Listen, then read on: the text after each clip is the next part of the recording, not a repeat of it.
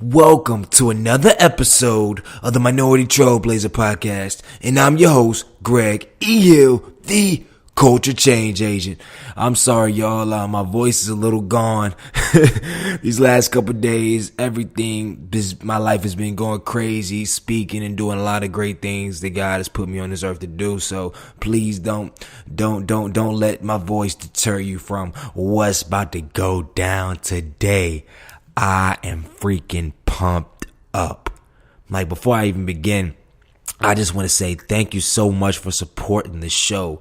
We have blown past 5,000 downloads. We are rapidly approaching 6,000 downloads. I mean, the feedback I've been getting from the last episodes with President Ogletree, Zim from Travel New War, and others, man, y'all have made this show blow up.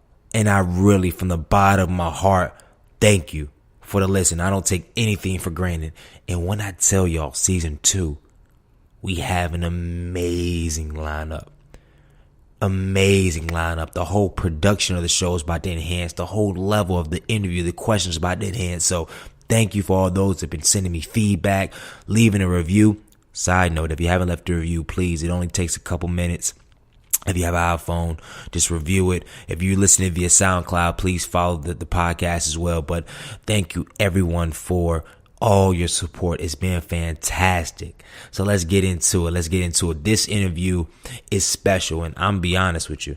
I recorded this interview over a year and a half ago with a young lady that has helped me shape and mold my brand. I mean, shaped it. And without her, I wouldn't be where I am today, because, you know, the cover of the book, for anybody that know me, I wrote a book, and her picture's on the cover of the book. Every picture, every headshot that I send out to any magazine or anywhere, she has been the person that did all my photos, like all the stock images you see online for the blogs and whatnot.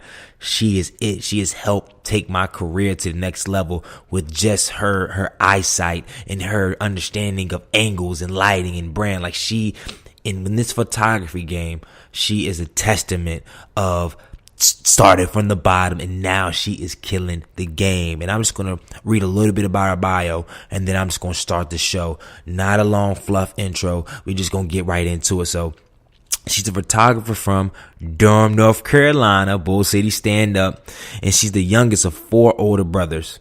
She's a proud graduate of Temple University with a bachelor's in communications. And I'm going to share a little bit. She sent me a bio, and it's kind of moving. I'm reading in her voice. After graduating from college, I found myself picking up my camera a lot more. Coincidentally, I was unable to find a job in the communications field, and then it hit me like a light bulb. Why not do photography full time? If it's something that I love, I honestly could not imagine doing anything else. So I'm very excited to see where photography takes me in the future. This was a couple years ago, and now, I mean, she's traveling all across the country doing wedding photography, senior portraits, anything photography, you name it. And she just went all in doing it full time, and I know she's encountered a lot of struggle. But I know a lot of you probably can relate. If you're in college, you can relate, okay, what's my calling?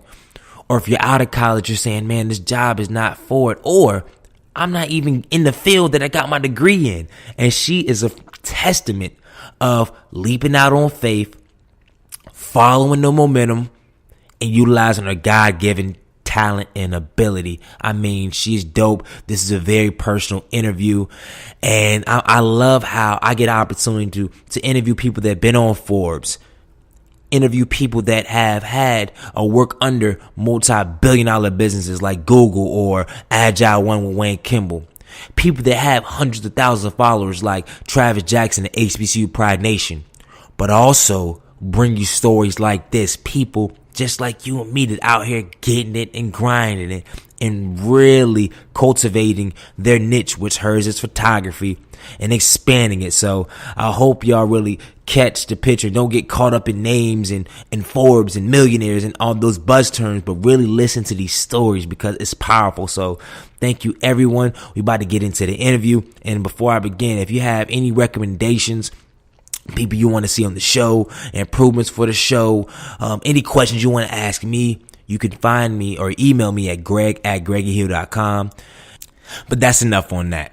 Minority Trailblazing Nation, I have the privilege, the honor to introduce my sister, my brand genius, the woman, the myth, the legend, the honorable, I know I'm doing a lot right now, Ariel Perry, to the Minority Trailblazer podcast. Welcome to the show.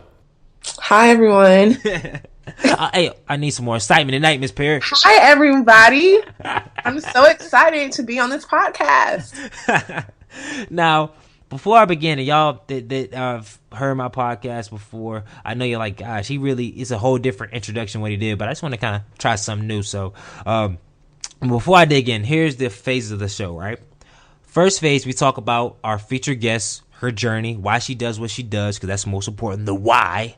The second phase, we talk about, and today we're going to do a little different. We're going to talk about, it's going to be topic-based. We're going to talk about branding, positioning, and how to photography of your photos can lead you a job, lead you an entrepreneurship opportunity, and open up a lot of doors. So we're going to talk about a topic on second phase. And on the third phase, we're going to talk about the future. And on the future, we're going to talk about Ariel Perry and where she plans on taking aerial photography in the future, and as well as a couple other things. So we're going to end it out with the best, most inciting round, which is the culture change round, where we have rapid fire questions, and then we're going to end the show. So let's dig into it. Ariel, can you give our viewers, our listeners, your background and a little bit about who you are today?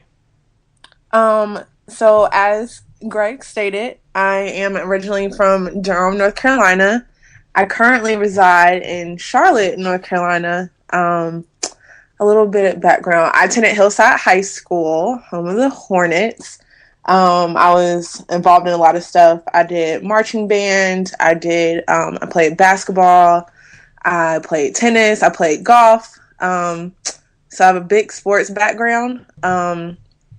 I got into photography. Actually, my oldest brother, Ahmad, he inspired me to get into photography. I always saw him with his camera. He didn't do it on a professional level, but I always saw him taking pictures everywhere we went. And I was just always intrigued by it. So when I went to college, I wanted to take a photography class. And what's kind of funny is that I was the only one in my class that had literally no idea how to use a camera manually. So my teacher and then some of the students would kind of make fun of me in a way because they knew that my pictures sucked. And what's crazy is that we had a segment on portraits. So we had to take portraits of one person, do them in various locations, and then we developed them and presented to the class. And my professor was like, you need to be doing portraits. Don't do anything else. So so that always stuck with me. And that was my freshman year of college. So that's kind of how I got into it. And I would, I was always the one that was taking pictures. I never had a digital DSLR camera, but I had that film camera, which I loved. So that's kind of how I got into it. Oh man, that's amazing. So because I want to dig a little deeper into it, into your background, your journey as far as in college, and you kind of alluded to the communication field. You're trying to find a job, and then you realize, hold up, I like photography. Let me create my own job. I want to get into that. But before we do, I'm a big quote guy. And everybody that knows me, that knows me personally, realize that I send quote every morning, and I just love to get that positivity, that motivation started early in the day. Right. So, Ariel, yes, can you give us a quote and give us a story of how you use that quote in your everyday life? So the quote that I have, I found it through another photographer that I would say I look up to her. She is a photographer based out of Danville, Virginia. And she said, when life gets blurry, adjust your focus. So as an entrepreneur, it can be very blurry at times. So every day I have to wake up and I have to realize this is what I love and this is what I'm going to go hard for it because this is what I want to do. So even though there are some rough times, I have to readjust my focus and I have to persevere. So that is my quote. Ariel, I know you just talked about that time, but I want to kind of point to a specific story on how you utilize that quote, or time to say, okay, things were kind of out of focus. You're doing your entrepreneurship journey, and it's like, oh man, but then lead us kind of to the breakthrough that came from that.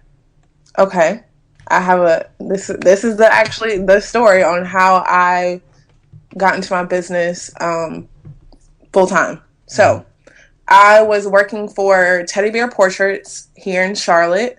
It is a preschool portrait company. It's long hours and you don't really reap any benefits.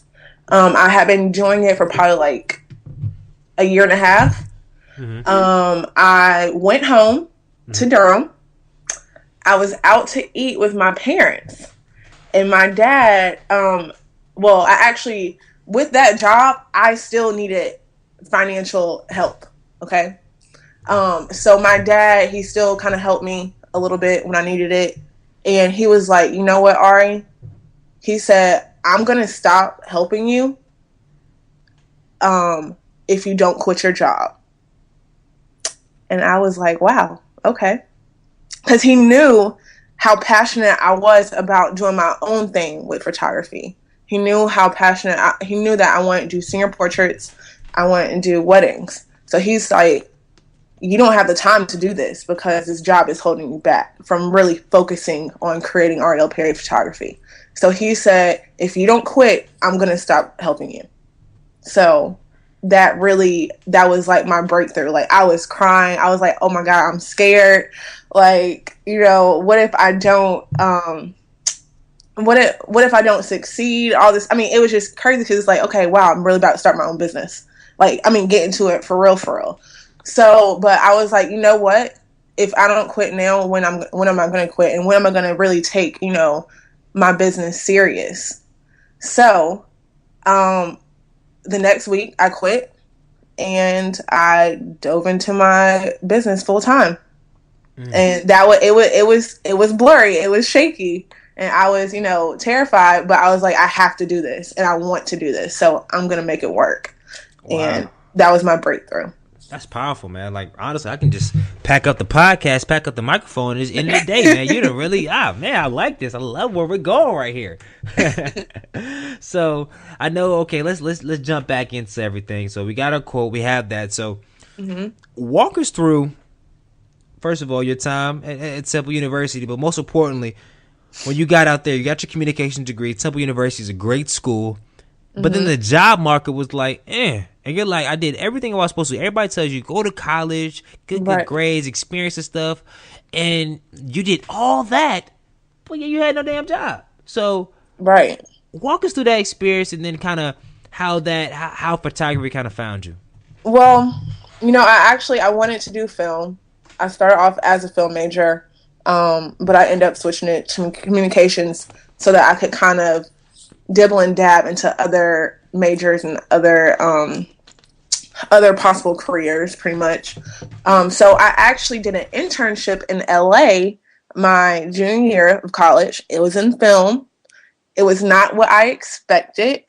And so then I kind of knew, film probably wasn't for me, but I still was passionate about the arts in general. I didn't know at that time that I wanted to do photography. I had no idea. But I know I still want to do something in the arts. So, and then my senior year, I had an internship for WTVD in Durham, and it was editing promo videos. So I really didn't want to do that either. So it's like, I did get a chance to experience different communication jobs, but it just like wasn't for me. And so it wasn't until I moved to Charlotte where I started working for the company that I told you about previously, Teddy Bear Portraits, that it clicked that this is what I want to do. I didn't necessarily want to do preschool portraits, but that opened my eyes and it brought it back to my freshman year in my photography class, Ariel, you need to be doing portraits. And that's kind of how it came about.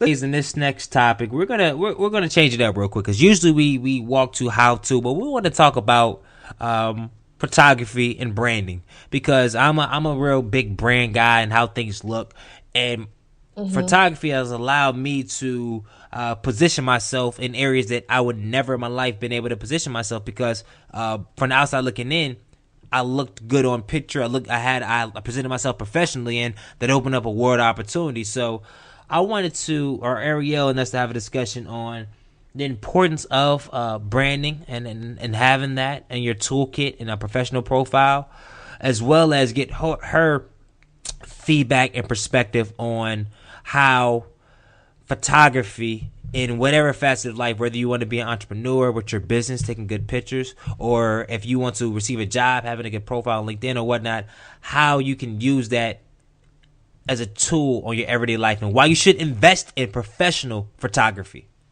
Okay. That's the question right there. That's the $1 million question right now. Remember we had a heated dialogue about people unwilling to invest in professional photography. I want you to kind of be a talking head to that. So, just overall, I'm going to start by saying I think if you are truly serious about branding yourself, you need to invest in all aspects, not only photography. Whether it's your website, whether it's your logo, what you need to invest in all of it. But speaking to photography, I think that when someone, like, say there were two people applying for this one job, and say one person had a picture that they took on their phone, and one person had a professional picture, more likely, whoever's interviewing you, they're going to probably take the person with the professional picture more seriously. Mm-hmm. So it's an awesome first impression. And a lot of young people, they don't get it. They don't see it. That's why I love that people like you and other young professionals that I've taken pictures for. I'm very glad that you guys advocate the importance of having professional pictures. But I actually didn't. Well, a few years ago, I didn't understand the importance of having a professional headshot. It wasn't until I met. He's kind of my business partner. He's behind all my graphic design work, Joshua Galloway. Mm-hmm. He really drilled it into my head, the importance of, having professional pictures, having a logo, but a clean and professional. That is the keyword, professional. Because there's so many people out here that think they can do logos and think they're going to get it for, something cheap. No. Like, you can, I'm trained now to see a difference between, something that's like sloppy and they think it's a logo to a real logo or a real professional picture. And to kind of walk everybody through like a case by case analysis. Okay, let's take it to middle schoolers. I'm not telling you middle schoolers or high schoolers that want to get more Instagram followers or whatever to hire a professional photographer. But hear me out on this, right? Mm-hmm. Say if I'm in middle school or if I'm in high school and I want to get a job, because all these middle school high school, they want to get jobs, they want to work at Chick-fil-A, whatever. Mm-hmm. So I'm applying for all these places now, and in this age, companies could find anything about you. Say the manager wants to look through your Twitter, your Facebook profile, or anything like that, just kind of see what kind of person they're working with.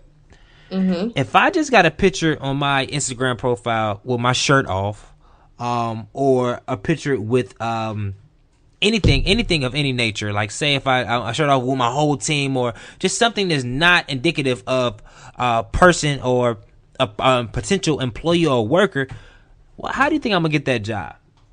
Another middle schooler, right? And I like to make money, and I want to say I got an interest in technology. So if I said, hey, mom, boom, boom, I get a picture, one headshot, right? Me smiling, boom.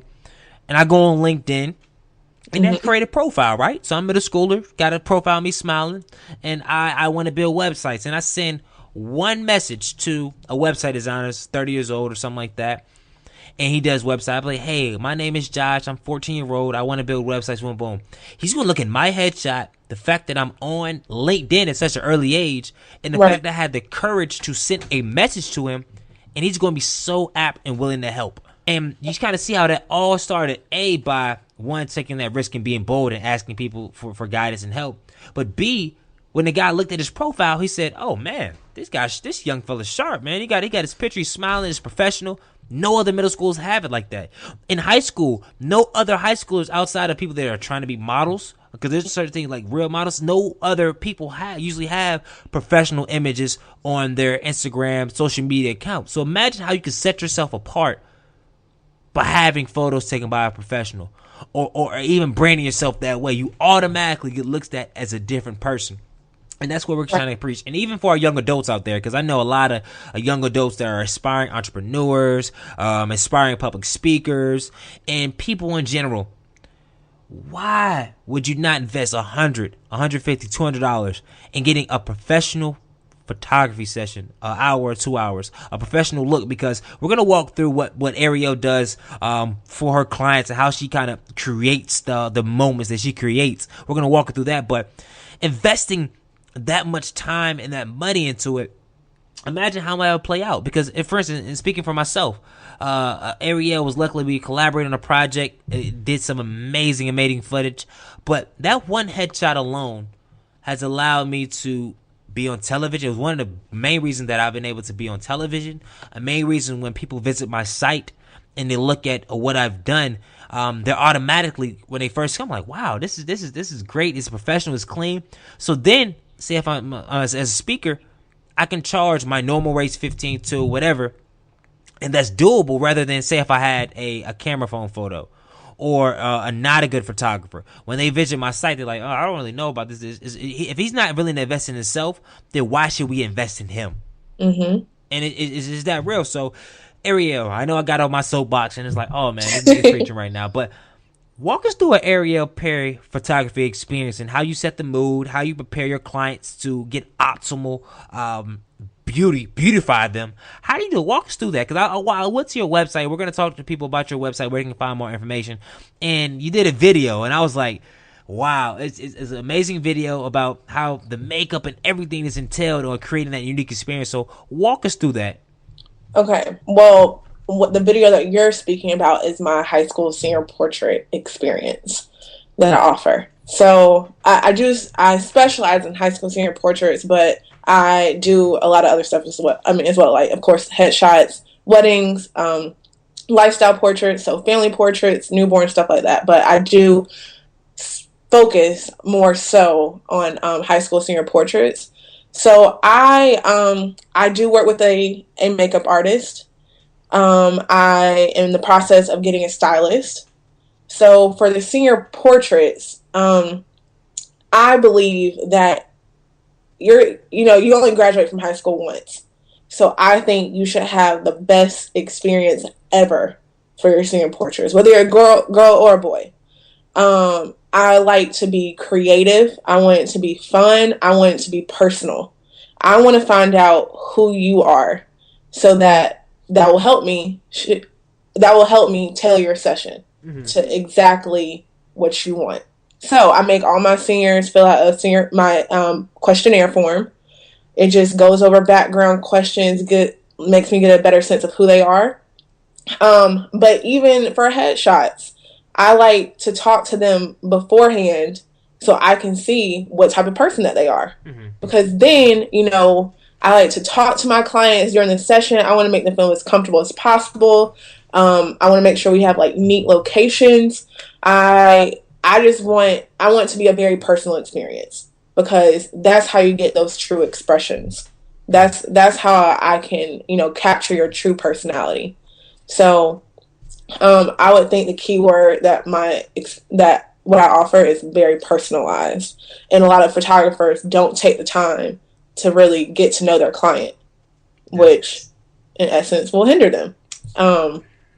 So yeah, that's huge. I think any business owner outside of just photography or anything, just realizing, one, before you jump into anything, understand, one, who you're dealing with and the why. Because it always comes back to your why. Like, we understand, Ariel walked us through the why she does photography, why she loves it. But she also, and this is anybody out there, you want to create experience with your customer, your consumer, your potential customer. Make them feel and genuinely feel, what unique look are they trying to do? What value you're really trying to add to them? Get inside their world so you can really perfect and get the experience they want to, because then they'll reciprocate that. They'll refer you because they realize you took the time and the effort to really do that. So, I mean, I think that's huge. Mm-hmm. And I'm like, yo, we're gonna definitely dig into that. So, I know it's the middle of the episode, but I would be remiss to say, if you need photography done for a wedding, if you need photography done for senior portraits, if you need photography done in any capacity, you can visit www.arielperry.com. That's ArielPerry.com, and she got you covered. All right, so I just want to make that special plug because she's doing some amazing things at a quality price, quality product, with quality personality and flair. So make sure you check out ArielPerry.com. Back to the show. Let's talk about the third session of this interview, and that is the future. So what future projects or things you excited about, or even ideas are you excited about that the world can be expecting from Ariel Perry Photography? So I'm going to go back to being a minority. Okay. So, for senior portraits, how I see myself in the future, I see myself doing destination weddings. I see myself creating a week-long or 3 to 5 day workshop for other photographers, bringing them together, doing seminars, bringing in business people. I want to do a huge conference. That's what I want to do. So that's like long term. And then I want to be known as, the best senior portrait photographer on the East Coast, and hopefully in the country. That is my main goal. And so I follow a lot of senior portrait photographers. I'm constantly looking up stuff. I'm constantly trying to grow each and every day. Mm-hmm. I do not know. I only know one African American senior portrait photographer that's like booming, that's known worldwide. One, I don't know, and she's in Tacoma, Washington. Who is that? I don't know. Sorry. Who is that? Her name is Latasha Eddy, mm-hmm. but her company's called Ike and Tash. Mm-hmm. It's a husband and wife team. Mm-hmm. They're phenomenal. They're out of this world. So I look up to her a lot. But I don't know any young African American female senior portrait photographer like my age. I don't know one. They're all Caucasian. Mm-hmm. And so I just want to make an impact. Even in the film industry, it's not a lot of African Americans who are booming. Mm-hmm. I mean, it's very few. So that's like my main thing. I just want to stand out as a young African American female who made it and who is making a difference and who is really, it's making a mark. So that's deep. That's deep. And also, I didn't talk about this earlier. What advice would you have? And this kind of goes into my next question too. When you know what you know now today about photography and everything else, if you had a chance to talk to Ariel when you first started, what would you tell her? I would say, I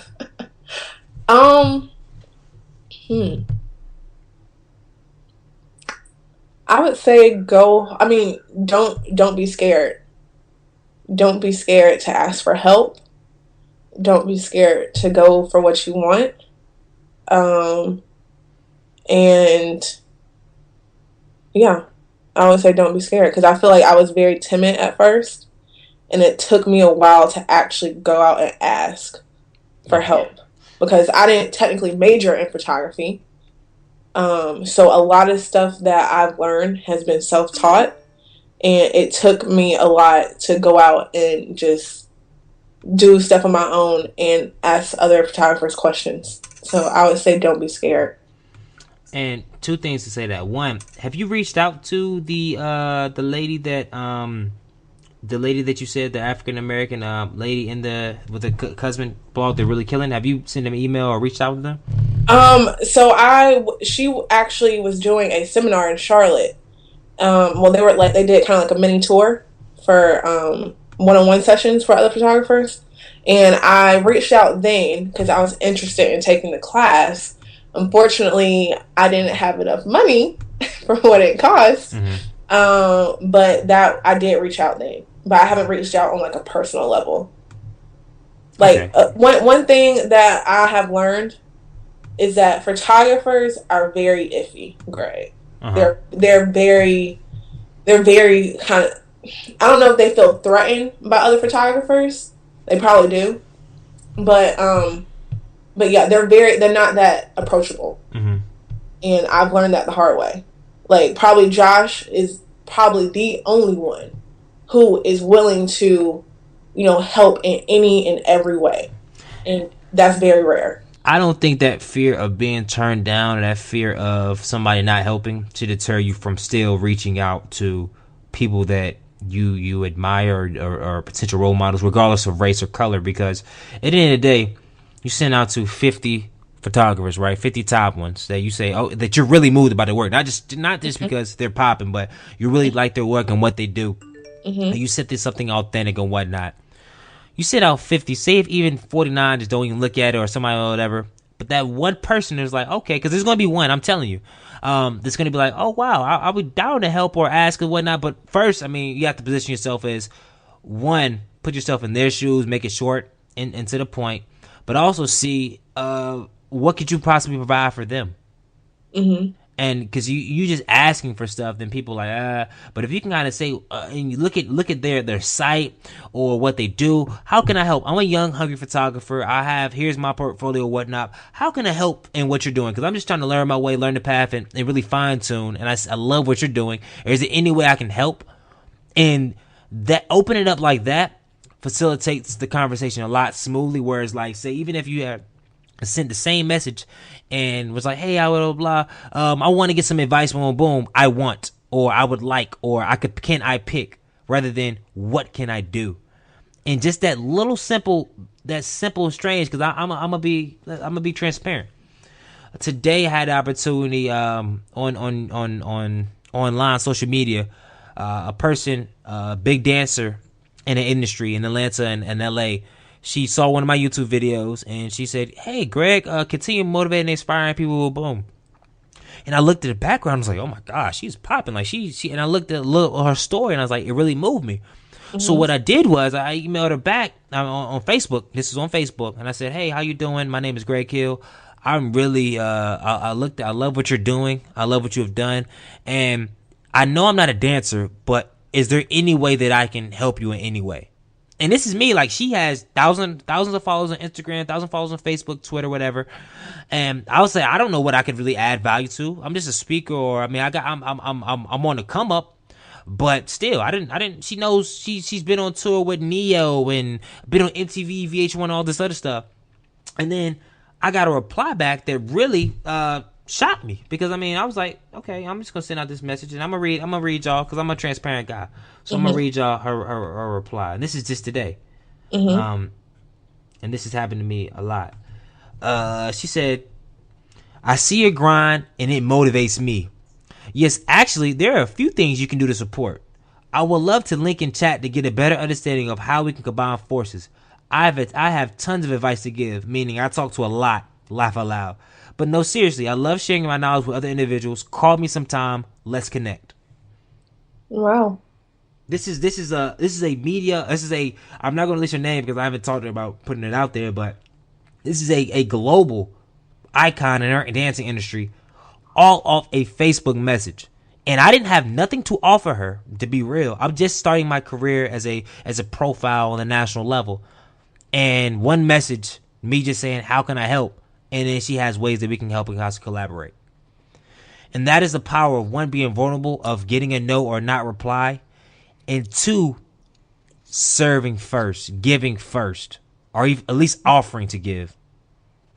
Whoever you look out to, black, white, Caucasian, whatever, send that email and position yourself, because guess what? She looked at my stuff. She saw what kind of work I done, so she was more apt to help out. And you have amazing website, amazing work. When they see that you just want to serve and help, they can be like, oh man, she's already professional, so she's humble enough to reach out to me. And I think that really means a lot. And regardless, and if they don't reach out and say, yeah, cool, then bump it. That means it wasn't meant for you. You feel me? Mm-hmm. But the doors that need to be open will be open. So, I mean, that's just for all you young people out there, or even your old people out there that are listening. Just do what you need to do. So, let's transition to the latter round of the show. And I have two key questions before I go into the rapid fire round. One, actually just one. At the end of the day, when Ariel Perry is no longer here on this earth, what legacy do you want to leave behind? Wow, that's deep. I want to leave behind the fact that I was a genuine person that was just striving to inspire, and I want to be known as a person who captured true and honest memories. I think that I'm a very soft spirited person. So, but even though I'm soft spirited, I want to make sure that I have an impact. Definitely on other young aspiring professionals. I really hope that they can look at me to see that, wow, she started really from the ground up, and now she blossomed to this like amazing, inspiring photographer. We're about to jump into the culture change round. It's gonna be rapid answer, rapid fire, and that's a couple key questions. All right, you ready to go? I'm ready. Let's do it. What is the best piece of advice that you ever received? To don't let anyone walk over you. I actually did reach out to one of the photographers in Charlotte. She's an African American. She does a lot of child portraiture, and families. She said, do not let people walk over you, because they will. They will take your work for granted. Don't let it happen. Stay business minded, but at the same time, stay humble. But do not let anyone take your work for granted. That has always stuck with me, because it's happened. Yeah, it has definitely happened. What is one of your personal habits that you can attribute to your success thus far? I always am taking a picture. I always have my camera in my hand, whether it's my phone. I mean, I can make a picture that I take with my phone look like I took it with my my $2,000 camera. I can do that because I'm always taking a picture. I'm always trying to find out, how I can make a unique and creative picture. So, yes. That's real. For all you photographers out there, make sure don't be so fancy to be like, I only do it if somebody's here. No, always had a thing right, because you never know when that perfect moment is going to be there. So, word of advice from Ariel Perry Photography. What is your favorite book and why? My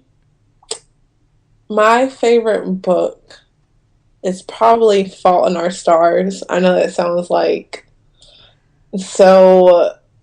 I don't know. I mean, it's okay. It's Fault in Our Stars because even though it deals with two young, teenagers with cancer, my aunt that was like my second mother, she passed away from cancer in January, and it really hit home. And that was actually the time. It was crazy because that was the time when I was actually reading the book. But it showed, for me, it hit home because it was just a really compelling story about, love and compassion. And it kind of it was crazy that I was reading it at the time that, I was going through this stuff with my aunt. So, I don't know. I love that book. So yeah. That's real. What inspires you and keeps you motivated? I would say my business. It inspires me every day. I love senior portrait photography. I love taking senior portraits. Like literally seeing the smile and the reactions on the mom's face and on my client's face, it's like no other. I just had two sessions last week, and like they were just floored. They couldn't thank me enough, and they don't understand how much that meant to me. Because I would die to have an experience how what I offer. I would die to have that if I could go. Okay, but also not only the seniors, but other clients. I just did a engagement / proposal session at the Biltmore. I mean, they are now like they're like my family. Like she's like my big sister. He's like my big brother. Like they don't understand what they've done for me. I mean, because like you said, when it gets blurry, when it gets like out of focus, people like them make me snap back into reality. And it's like, wow, I'm meant to do this.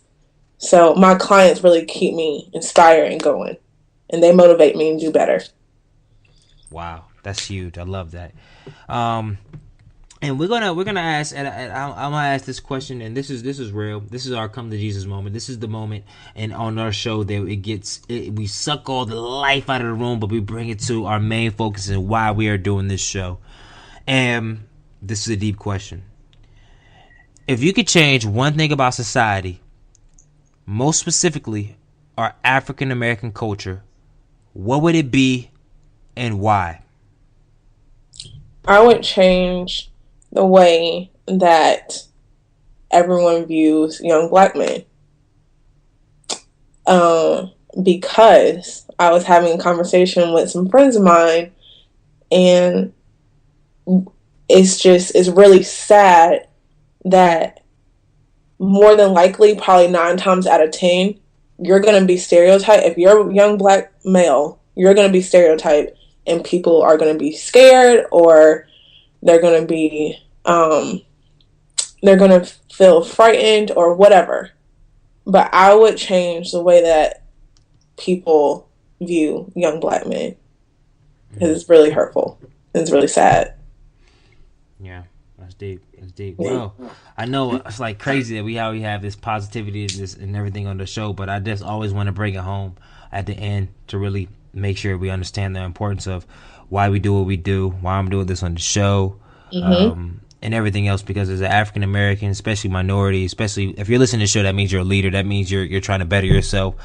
You have a responsibility not only to be great yourself, but to lead and be great for other people in this community. And you have to realize that and remember that every single day. So I just want to let that go. So now, I would like to say thank you, Ariel, for giving me this time. Like, I've learned so much about you, about your company and your vision. And I think your story and what you have said thus far will help so many people. So one, thank you for your time. Thank you. I appreciate you for having me. Oh, no problem. And where can people that want those crisp, pristine images and want to be up to date on what you're doing or find out more about you, what's your social media? What's your Instagram, Twitter, Facebook, website, email? Where can they find you at? Where can they contact you at? They can contact me on Facebook. It's just Ariel Perry. My website is very easy too, arielperry.com. I'm on Instagram, Ariel Perry. What's crazy is that when I did an internship in LA, Instagram was just created, and my boss that I work for, he had Instagram. And I was like, what's that? And he was like, it's Instagram. You can just post a picture or whatever. I was like, oh. So I created one back in like 2009, I think. So yeah, but because typically, your name is gone. I mean, you can't find your name. Yeah. So, yeah, I created a long time ago. But yeah, so everything's pretty much just Ariel Perry. arielperry.com, the website. You can find, literally, I spell everything out. It's very easy. It's a very easy site. It pretty much answers any question that you have. But you can definitely contact me through there. And Yeah. It's been a pleasure, Ariel, and excited for what's next to come. And I know we got some possible collaborations that are going down. If not this year, I know we got some big things. I got some crazy things sort of next year. So, yo, be on the lookout. Ariel Perry Photography is next in line. I would like to thank everybody for tuning in to another episode of the Minority Trailblazer podcast. And like I said, we love feedback. We love if you recommend people to be on the show. You can email me at greg@greggyhill.com. And if you haven't already, please review the podcast and share it with at least one friend. Continue sharing this positive momentum and whatnot. And thank you so much for listening to the Minority Trailblazer podcast. So, you already know it's the end of an episode, and I'm sad you got to leave, but you know what? I'm excited because that means you get to use all the stuff that we talked about and put it in action. So, as your host, Greg E. Hill, the culture change agent, I just want to tell you one thing. Change the culture. Good night.